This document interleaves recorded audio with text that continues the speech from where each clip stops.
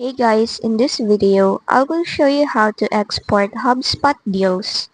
First, go ahead and log in to your Hubspot account. Now, once inside the dashboard, go to the left panel and click on this icon which is CRM. Then, go to deals from the drop-down.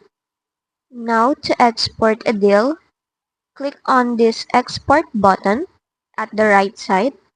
Here, you can go ahead and type in an export name for your file. You can also choose a file format for it, like CSV, XLS, or XLSX, and also the language of column headers. Once done, just click on the export button, and there you have it, your export file is processing. You can track it in your export audit. And there you have it. Your export is all done and has been delivered. And that's just basically it. If this video helped you, don't forget to like, subscribe, and hit the bell icon for more tutorials.